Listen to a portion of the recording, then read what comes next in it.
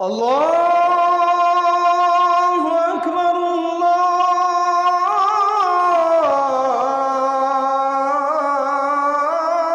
আল্লাহু আকবার। আমি তো মালয়েশিয়ার হাজার হাজার কিলোমিটার সফর করলাম, 3টি স্টেটে মাহফিল করলাম, ইসলামিক সেমিনার করলাম, হাজার হাজার প্রবাসী ভাইদের সাথে দেখা সাক্ষাৎ হলো। দূর দূরান্ত থেকে প্রবাসী ভাইরা দেখা সাক্ষাতের জন্য এসেছিল। আমি অবাক হয়ে দেখলাম, যত সফর করলাম, যত ঘুরলাম, অবাক হয়ে দেখলাম মাত্র 68 বছরে মালয়েশিয়া গোটা বিশ্বের মানচিত্রে কিভাবে মাথা তুলে দাঁড়িয়ে গিয়েছে। তার অনেকগুলো কারণের মধ্যে অন্যতম একটা কারণ হচ্ছে সেন্ট্রাল পর্যায়ে মালয়েশিয়াতে দুর্নীতি কেউ করে না। যদি করেও অন্তত দেশের সম্পদ বিদেশে পাচার করে সেকেন্ড হোম বানায় না।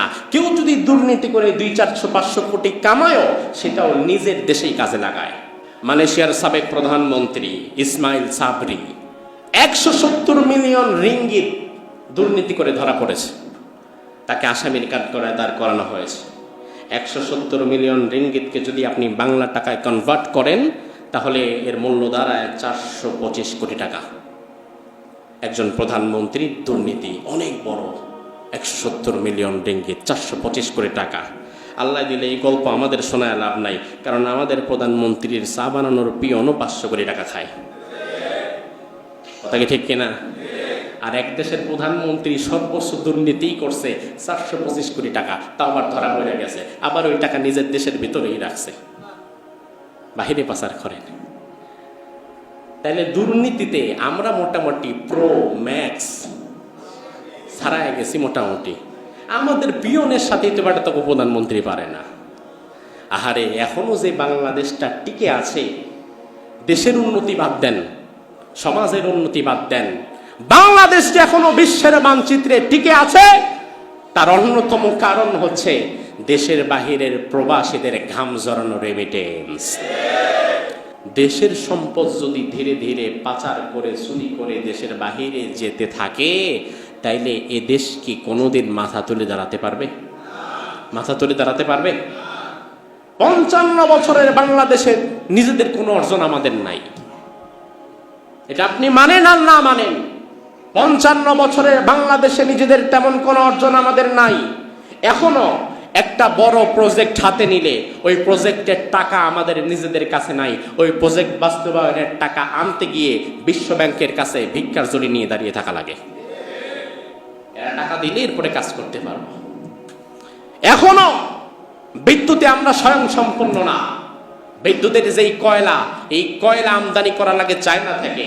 আবার চায়নার এই কয়লার টাকা পরিশোধ করতে না পারার কারণে চায়না মাঝে মাঝে কয়লা দেওয়া বন্ধ করে দেয়। তখন জনমের মতো শুরু হয় লোডশেডিং। তাহলে 55 বছরের বাংলাদেশে এখন আমাদের ভিক্ষুকের মতো কেন দাঁড়াতে হয়? এখন আমাদের দাঁড়ে দাঁড়ে কেন হাত পাততে হয়? এখন আমাদের ঋণের বোঝা কেন মাথার উপরে টানতে হয়? তার অন্যতম কারণ হচ্ছে এই 55 বছরে যারাই ক্ষমতায় এসেছে, অধিকাংশ লোক মানুষের ভাগ্যের পরিবর্তনে কথা বলে ক্ষমতায় গিয়ে হাজার হাজার কোটি টাকা লোপাট করে কানাডা, অস্ট্রেলিয়া আর আমেরিকায় সেকেন্ড হোম বানিয়ে সেটেল হয়ে গেছে। তাহলে আপনি কেমনি পরিবর্তন চান? রাসূল তো কনস্টিটিউশন অফ মদিনা সনদের ধারা লিখে উল্লেখ করে দিয়েছিলেন, বাহিরের শত্রুর সাথে কোনো আতাত করা চলবে না, দেশের সম্পদ বিদেশে পাচার করা চলবে না। এটা রাসূলের মদিনা সংবিধানের একটা ধারা ছিল। এটা আপনার সংবিধানে নাই কেন? নাই, তার কারণ হচ্ছে সংবিধান যেগুলা লেখছে এগুলার সমস্যা আছে। এরা নিজেদের বের হওয়ার জায়গা রাইখাই এরপরে লেখছে। কারণ সব ধারা রাখলে নিজে যে লিখতেছে সেও তো মানুষ, তারও তো কিছু খাবার দরকার আছে। আমি আগেও বলেছি, আবারও বলছি, কোরআন হচ্ছে আল্লাহর সংবিধান। এই কোরআনের সংবিধানে কোনো ফাঁক ফোকর নাই। আর দুনিয়ার মানুষ কোরআন বাদ দিয়ে যত সংবিধানই লিখবে না কেন, সেখানেই নিজের বাঁচার জন্য অন্তত ফাঁক ফোকর রেখেই লিখবে, যেন অন্তত নিজে ধরা না পড়ে যায়। এজন্য রাসূল নিয়ম করে দিয়েছিলেন, এখানে আমরা দেশের ক্ষতি করব না, দেশের সম্পদ নষ্ট করব না, বিদেশে পাচার করে দেব না। এই যে আমি গত 10-12 দিন মালয়েশিয়াতে অবস্থান করলাম, মালয়েশিয়া সিঙ্গাপুরে আমি যে বিষয়টি দেখে অবাক হলাম, মালয়েশিয়ার কি ছিল? 1957 সালে ব্রিটিশ উপনিবেশ থেকে তারা স্বাধীনতা লাভ করেছে। তারা 57, আমরা 71, আমরা 55 বছর, তারা 68 বছর। 68 বছরে মালয়েশিয়া।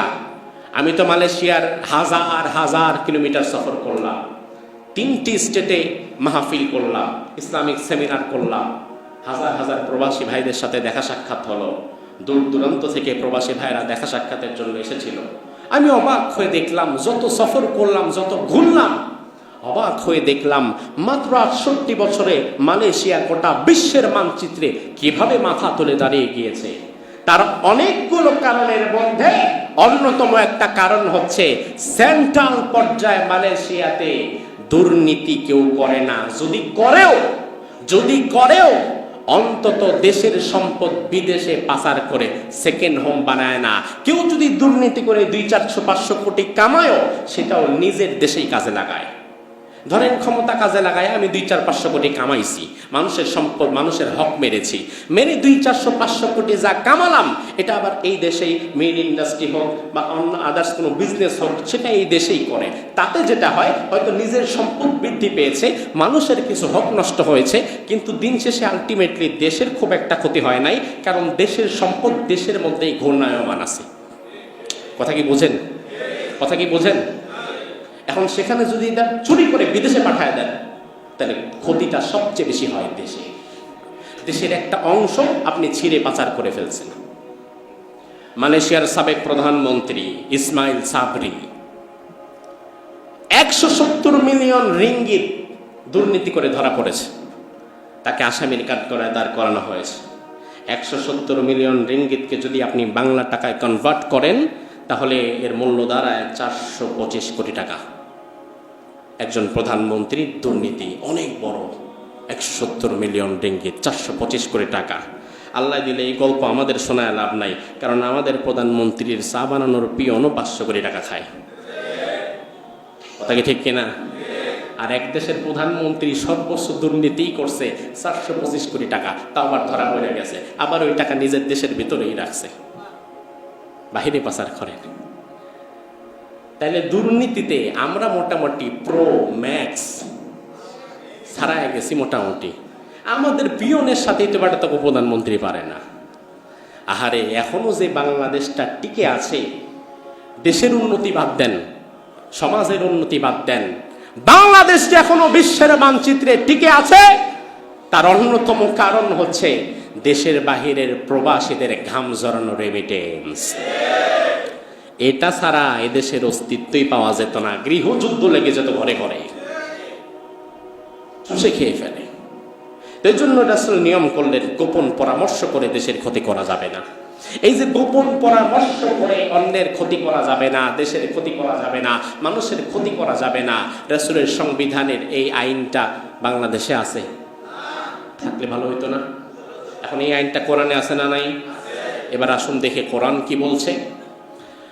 রব্বুল আলামিন সূরাতুল মুজাদালার 10 নম্বর আয়াতের মধ্যে বললেন, ইন্নামান নাজওয়া মিনাশ শাইতানি লিয়াহযুনাল্লাযীনা আমানু ওয়া লাইসা বিদাররিহিম শাইআন ইল্লা বিইذنিল্লাহ ওয়া আলাল্লাহি ফালইয়াতাওয়াক্কালিল মুমিনুন। সুবহানাল্লাহ বলেন। রব্বুল আলামিন বলেন, গোপন পরামর্শ যারা করে মানুষের ক্ষতি করে, গোপন পরামর্শ যারা করে দেশের ক্ষতি করে, এগুলা মূলত শয়তান। এগুলা মূলত কি? এই কাজগুলো শয়তানের কাজ। এই কাজগুলো যারা করে তারা শয়তানের সহচর, তারা শয়তান। তবে ইমানদারেরা, তোমরা ভয় পেও না, তোমরা আমি আল্লাহর প্রতি ভরসা রাখো। আল্লাহর প্রতি যদি ভরসা রাখার মতো রাখা যায়, তাইলে বিপদ থেকে বাঁচাবার মালিক আমার আল্লাহ আছে না নাই?